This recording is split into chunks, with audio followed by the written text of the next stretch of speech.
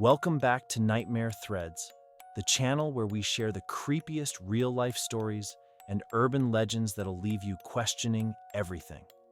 If you're new here, make sure to hit that subscribe button so you don't miss any of the terrifying tales we've got in store.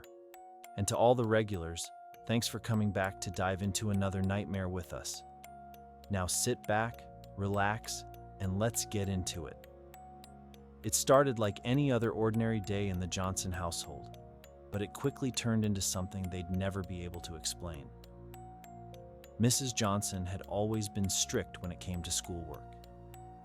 She had one rule in the house: finish your homework and get good grades, or no video games. Her kids, Jake and Emma, had never been the best students. They were more interested in their consoles than their textbooks, and it showed in their report cards. The latest one, in particular, had been so bad that Mrs. Johnson decided to put her foot down. One morning, she took both of their video game systems, PlayStation, Xbox, everything, and locked them away in a closet. "You'll get them back when your grades improve," she told them. Jake and Emma were devastated. Video games were their escape, their source of fun, and their motivation to get through the week. Without them, they felt lost. At first, they sulked, but as the day wore on, the idea of living without their games seemed unbearable. So, after hours of whining and complaining, Jake and Emma came up with a plan. They had to find those games, no matter what. They knew their mom had a habit of hiding things when she didn't want them found, and she was sneaky about it. The first place they checked was the usual: under the couch cushions in the closets behind the TV. No luck. Then Jake remembered something. Their mom had a big, old wooden chest at the foot of her bed. It was always locked, but he had seen her fiddle with it a few times, and they figured there might be something valuable inside. The two of them crept into the room. It felt different than usual, like something in the air was heavy. Emma couldn't quite explain it, but she felt a chill run down her spine as soon as she stepped through the door. They started pulling at the chest, but the lock wouldn't budge. Then Jake noticed something strange beneath the bed, something he hadn't seen before. A crack in the floorboards. It wasn't just wear and tear.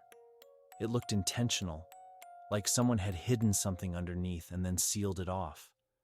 Their curiosity got the better of them, and they started tugging at the floorboards, trying to pry them loose. It took a while, but finally, one of the boards came up with a sharp snap.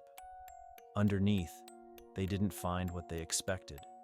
No stash of old games or hidden treasures. What they found instead was far worse. There was a person, curled up in a ball beneath the bed. A figure was lying there, motionless. At first, Jake thought it was a pile of old clothes, but when he shined the flashlight under the bed, he froze.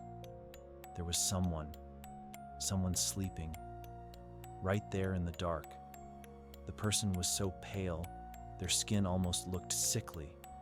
Their clothes were ragged, like they hadn't been changed in ages. Their hair, long, tangled, and matted, covered their face. Emma gasped, and Jake nearly dropped the flashlight in shock. They both stood there for what felt like an eternity, not knowing what to do. They couldn't move. Their brains just couldn't process it. Who was this person? How had they gotten under their parents' bed without anyone noticing? Then the figure stirred, just slightly, like they were waking up. And that's when Jake and Emma saw it. The figure's eyes cracked open, slowly, just a sliver at first, then fully wide. They looked directly at Jake. The coldness in those eyes was unlike anything they had ever seen. They were empty, blank, like there was nothing human about them. Jake's heart stopped. He grabbed Emma's hand and pulled her away, both of them stumbling backward out of the room. They were screaming, but it felt like their voices couldn't escape. They ran downstairs, shouting at their mother, telling her there was someone under the bed, someone who shouldn't have been there. Mrs. Johnson rushed up the stairs, but by the time she got to the room, the figure was gone. She searched the house, checked every closet, and looked under every bed. But the stranger they had seen vanished. The police were called, and they arrived an hour later. They combed through the house from top to bottom, but there was no trace of anyone. No sign of an intruder, no footprints, nothing. The officers suggested it was a case of overactive imaginations. Maybe the kids had seen something in a dream or a nightmare. But Jake and Emma knew what they saw. They weren't mistaken. They weren't imagining it. The police left, and the house returned to silence. But that silence felt different now. It was thick with the unanswered question: who had been under the bed? Where had they gone? And why had they been hiding there in the first place? To this day, neither of them has been able to step into that room alone again. They never found the games either. Those never turned up. But some mysteries are better left unsolved. Thanks for watching. But this story doesn't end here. If you want to find out what happens next, make sure you hit that like button, subscribe, and leave a comment below. Trust me, you won't want to miss the next part, so subscribe and like for part 2.